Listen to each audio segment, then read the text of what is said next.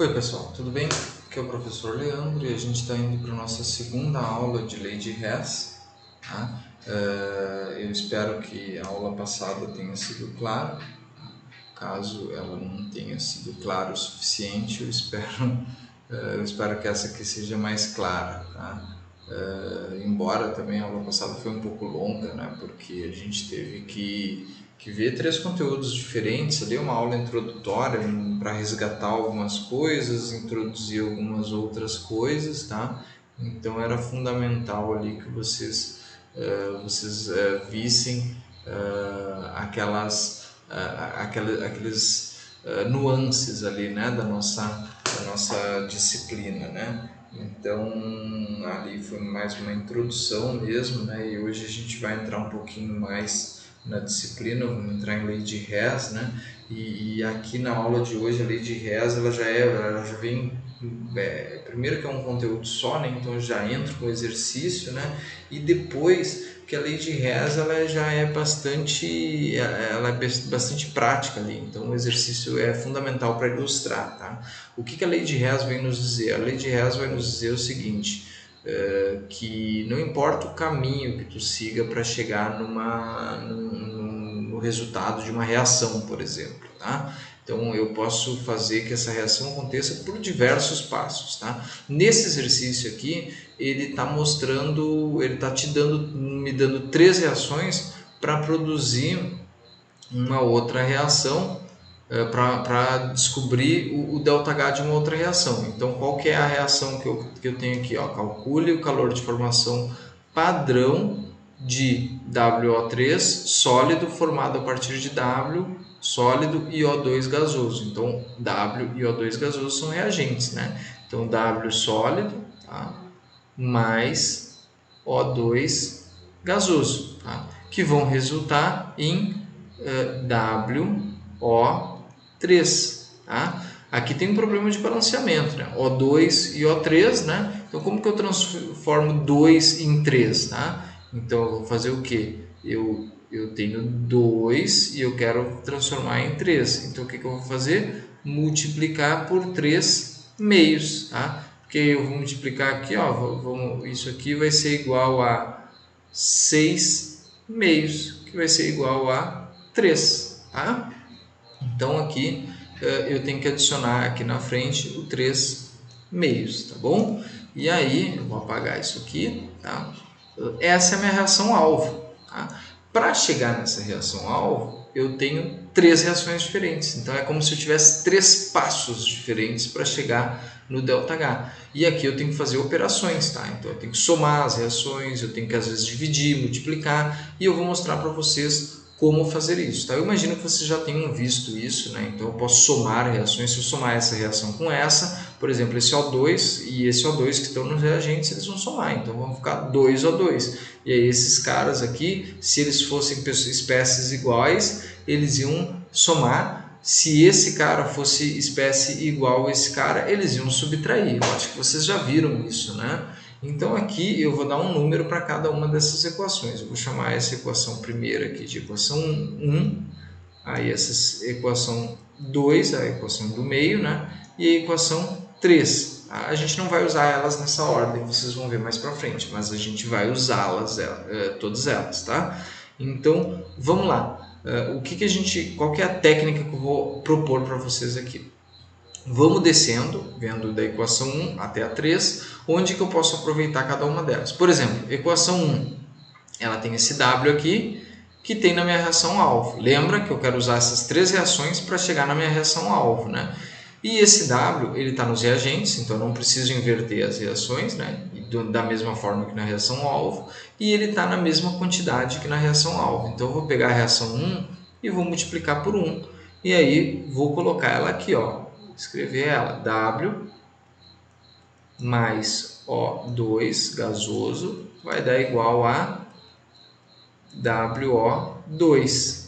Tá? Então, um pedaço dessa reação é igual a essa aqui. Né? A gente vai ter que usar essas outras para somar e subtrair e produzir esse resultado, que é a reação-alvo. Reação 2, aí tem uma particularidade interessante. A reação 2 tem o O2 E aí, como o O2 tem nos 3, quando tu tem um cara que tem nas 3 reações, não é interessante tu usar ele para calibrar, tá?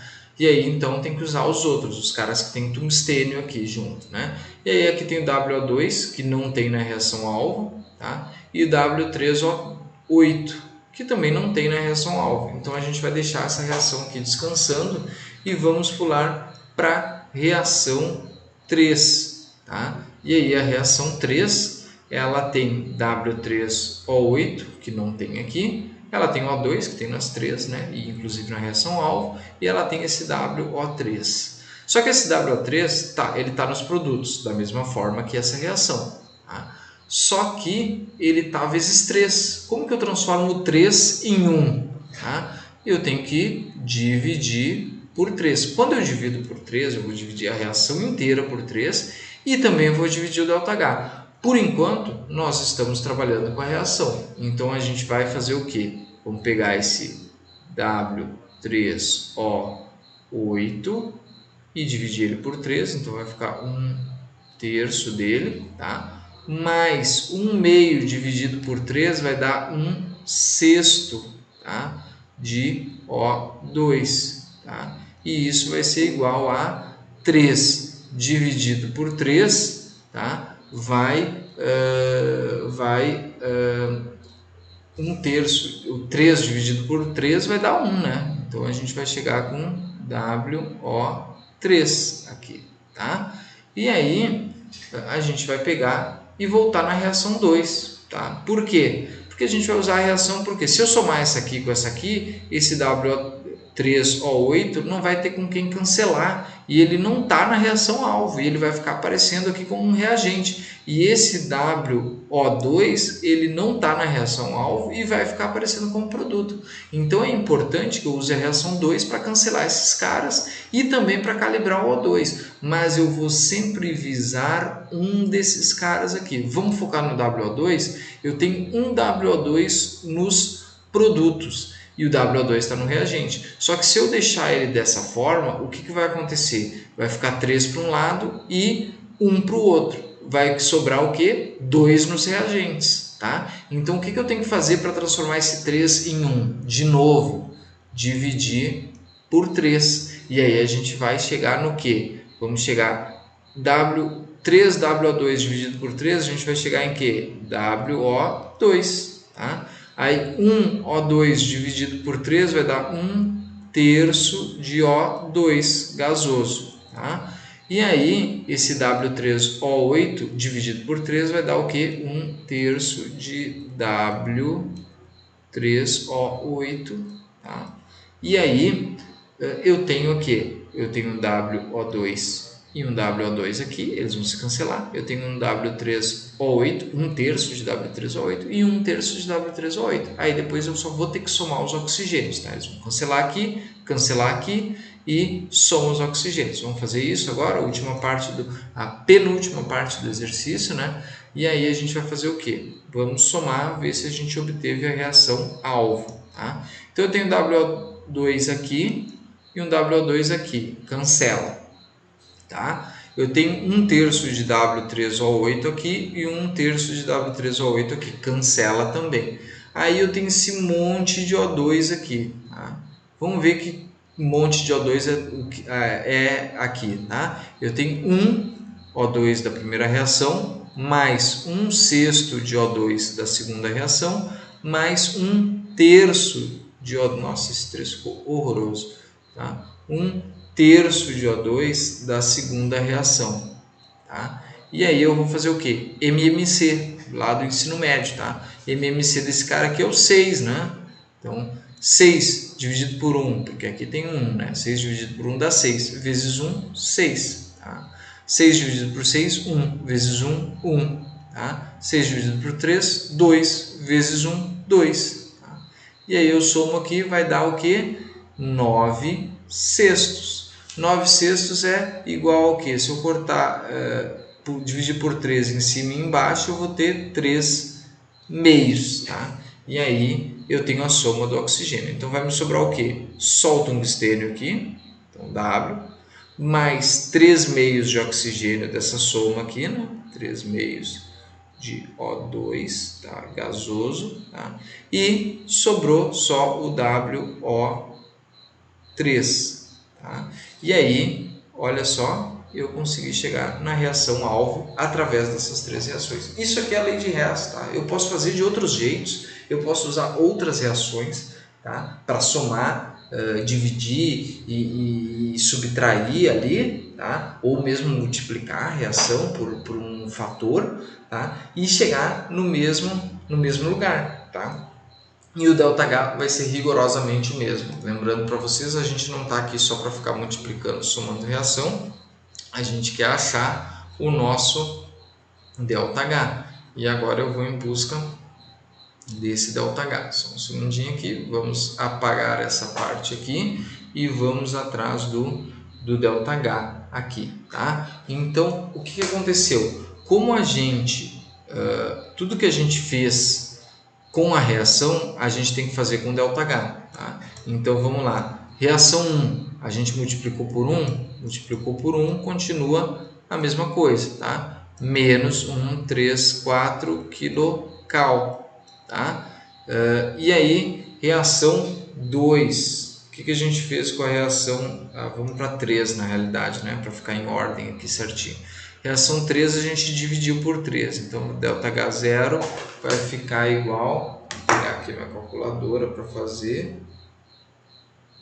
Então, a gente tem 66,5 dividido por 3. A gente vai chegar onde? Vai chegar em menos 22,17 kcal, tá? E aí a gente vai para a nossa última reação, que é a reação 2, a última reação que a gente usou, né? E vamos fazer na minha calculadora aqui, 131,5 dividido por 3 vai dar ΔH0, vai dar igual a 43,83, negativo, né? Porque ali está negativo, tá?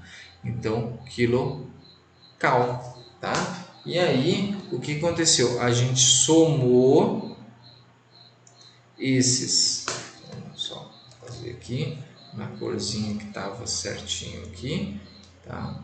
Então, a gente somou as reações, depois de fazer essas operações, a gente vai também somar os ΔHs, tá? Somando os ΔHs, a gente vai chegar, vou fazer a soma aqui, tá? Eu já sei a resposta, até para conferir se eu acertei esses cálculos aqui, tá? Então, 134 mais 22,17 mais 43,83 e a gente chega a um ΔH da reação, que é a reação alvo, de menos 200 kcal,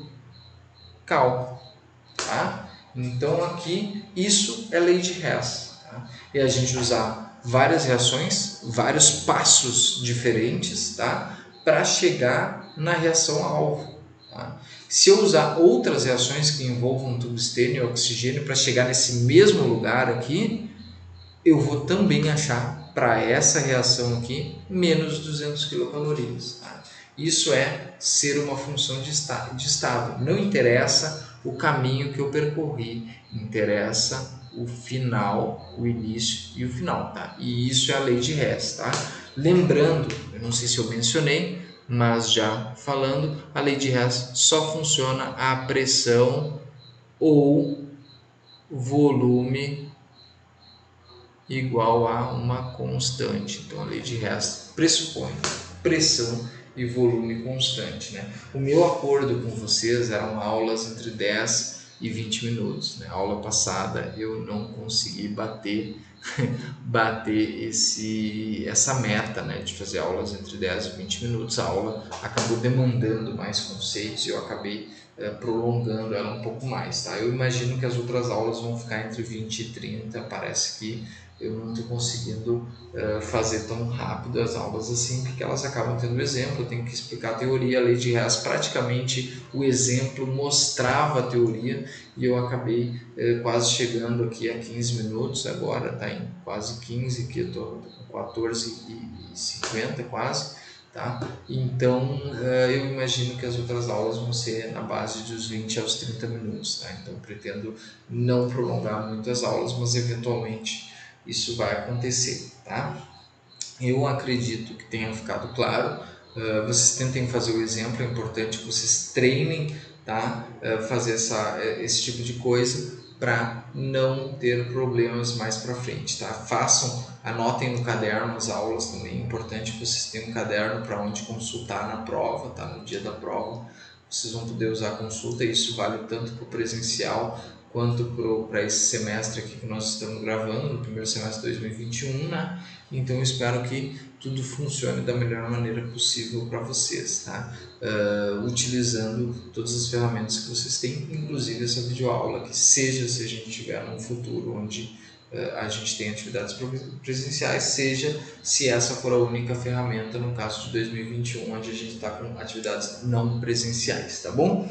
Então eu acho que o que eu tinha para dizer era isso. Se vocês ficaram com dúvidas, não hesitem em me procurar, tá? É importante que vocês me procurem para que a gente tente solucionar alguma eventual dúvida que possa ter surgido, tá? Então acho que é isso, espero que tenha sido claro, e até a próxima aula. Na aula 3 aí a gente vai ver a variação de entalpia com a temperatura, tá? Então a aula 3 já vai ser mais casca grossa também, tá bom? Então bom estudo para vocês e até breve, tá? Tchau, tchau!